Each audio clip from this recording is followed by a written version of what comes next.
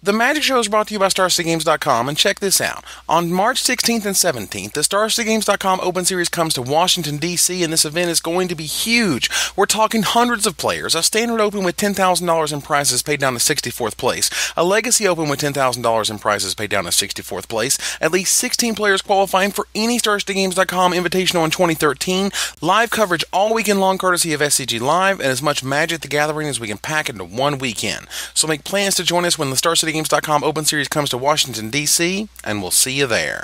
Hello, this is Evan Irwin, live from Grand Prix Charlotte, the largest Magic tournament in the history of the world, and...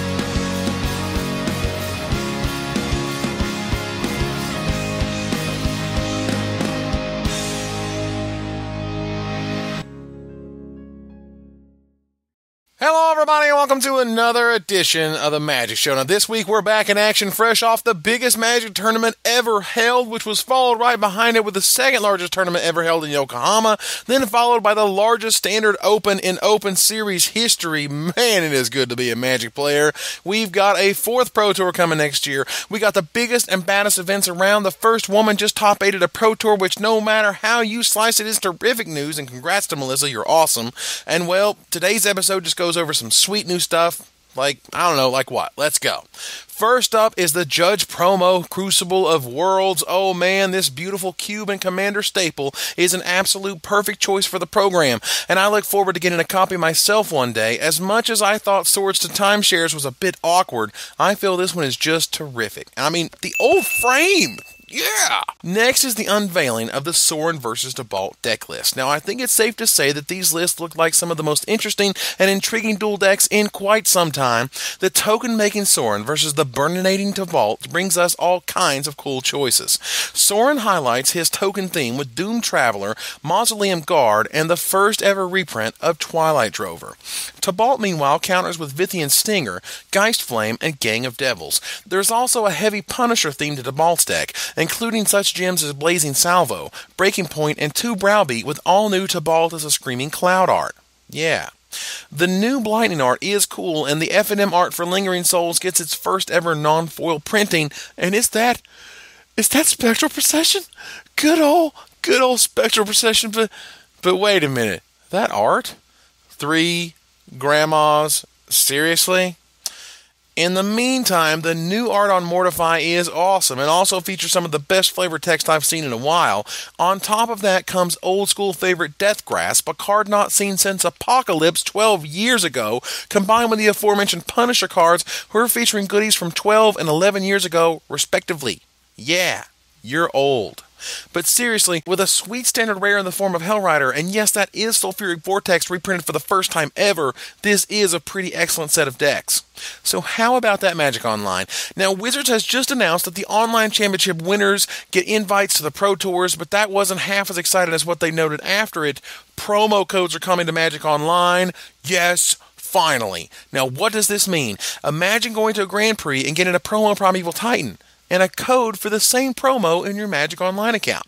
Or buying a physical Fat Pack and getting a code for a digital one as well. You know what that would make me do? Buy Fat Packs when I never buy Fat Packs. Give me value and I will respond. This could lead to codes and packs that redeem for random cards, promos, tickets. The sky is the limit, and it's about friggin' time Wizards caught up with the rest of the world when it comes to promos. I mean, World of Warcraft has been doing this with loot cards since forever, and WotC has drug their feet about as hard as one can before finally giving in and seeing what they can do with it. There's just one promo code so far, so enjoy your exclusive Avacyn's Pilgrim promo, but just imagine what it could be. If Wizards truly embraces Magic Online promo codes and marries them tightly with physical Magic cards, you could see a true explosion in Magic Online usage. Here's hoping they ramp this up quickly. Now, have you heard about the Gathering Kickstarter project? Now, reaching its goal in a whole, day, this project combines over 30 original Magic artists to re-envision and reimagine some of their original pieces, along with interviews and behind-the-scenes tales. This book has a ton of awesome additions, and the Kickstarter runs out on March 28th. Find a link in the description. I'll be right back where we'll talk a little bit about Standard. The Magic Show is brought to you by StarCityGames.com, and on April 5th through 7th, the StarCityGames.com Open Series featuring the Invitational comes to Atlanta, Georgia, and this event is going to be huge. We're talking hundreds of players. The StarCityGames.com Invitational with $50,000 in prizes, a Standard Open with $10,000 in prizes, a Legacy Open with $10,000 in prizes, a Sealed Classic with $5,000 in prizes, live coverage all weekend long courtesy of SCG Live, and as much Magic the Gathering as we can pack into one weekend. So make plans to join us when the StarCityGames.com Open Series featuring the Invitational comes to Atlanta, Georgia, and we will see you there. But let's talk about a little standard, shall we? Up first is a hot one, Prime Speaker Bant. While it didn't win the largest Open Series event of all time, it did take 2 slots in the top 4. Now here's the second place list by Chris O'Brien. Now, the core interaction here is that your 5-drops are sweetly ridiculous. Swag Tusk being obvious. Following up old Swaggy Poo or Garrick Primal Hunter with Prime Speaker Zagana is so sweet, and yes, that Restoration Angel interaction is exactly as good as you think it is. With 8 mana Elves and Farseek to get you to 5 mana on turn 3, there is no shortage of unfair things this deck can do. But that's not what won the tournament. What won the world's biggest Standard Open ever, Naya freaking humans. You got your Pilgrims and your you got your medics and your mayors, your werewolves, your angels, your knights, and your soldiers. Basically, Wizards wanted this to be a creature-dominated metagame, and it turns out that the 3 best colors at doing that have been doing pretty well lately. Surprisingly not in the winning list is Burning Tree Emissary. Now, what happened to this girl? What was once the super hot card in every aggro list is nowhere to be found these days. What actually looks like what happened is that the world woke up to how awesome Mayor of Avabruck is. Sure, he may not look like much, but coming down on turn 2 and putting a counter on and pumping your champion of the parish is no joke, and in come the beats. Letting him flip is not in your best interest, as he can stay out on the battlefield and make your opponent use a Supreme Verdict just to deal with him. Speaking of Sacred Cows missing from the top 8, did you know that 0 Boros Reckoners were in the top 8 deck lists? 0! That is madness when you see what a format-defining card Boros Reckoner became and how quickly everyone adapted. And sometimes adapt just means ignore and continue to bash like the Humans decks, or running Abrupt Decay from the Jund lists, or having cards like Cyclonic Rift and Oblivion Ring randomly showing up in the big Bant lists. Now he is in the top 16 twice with 4 copies in Blue White Red Flash, courtesy of Invitational champion Lauren Nolan, and the other 4 popping up in James Johnson's 14th place Mono Red list. So Prime Speaker Zagana is the new it girl. She can be hated out with bounce and removal spells, as the more you kill those silly other creatures, the less she gets to trigger. Also, Rakdos' Return is a real card, okay? That shuts down huge Bant decks with no counter magic with ease. Oh, and you're running infinite casting cost spells and you hiccuped on your acceleration? Remove your hand and take a million, please.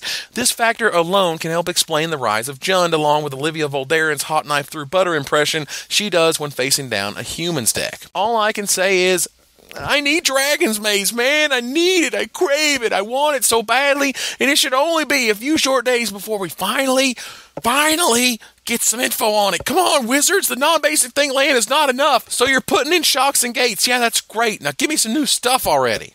So that was another Magic show. If you noticed last week, I did my first ever Kaijudo show, a cool little game that Wizards is fostering. If you're looking for a Magic-like type game to play when you're bored with your siblings or your kids or whatever, it's recommended. Anyway, like and rate this thing, follow me on Twitter, and so on. Until next time, Magic players, this is Evan Irwin, tapping the cards so you don't have to.